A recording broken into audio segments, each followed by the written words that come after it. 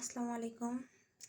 কালকে সকালে বাবার বাসায় যাব, এই জন্য সব রান্না বাড়ার প্রস্তুতি এখনই নিচ্ছি। এখানে মাংস রান্না করছি। এটা ছোট মাছ প্রায় রান্না শেষ হয়ে গেছে, রেখে দিছি আর কি, এটা নামাবো আর কি।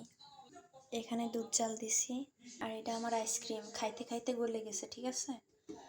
তো এখন এভাবে খাচ্ছি। এখন এটা দুধ দেখাইলাম তো। আর এটা হলো মাছ, ছোট মাছ রান্না করছি। এখানে হলো মাংস রান্না করতেছি। মাংস দিছি, পেঁয়াজ কুচি, মরিচ চিড়ে দিছি। এখানে মশলা আছে মরিচ বাটা, জিরা বাটা, গোটা ধনে বাটা,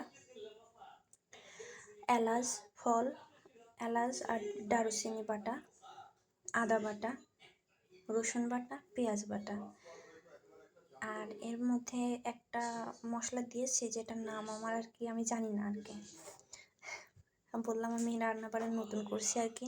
এখন ম্যারিনেট করব, ম্যারিনেট করে এর মধ্যে আরও হলুদের গুঁড়া দেব, লবণ দিব, আর হালকা করে রং হওয়ার জন্য শুকনো মরিচের গুঁড়া দেব, দিয়ে ম্যারিনেট করে রেখে দেব।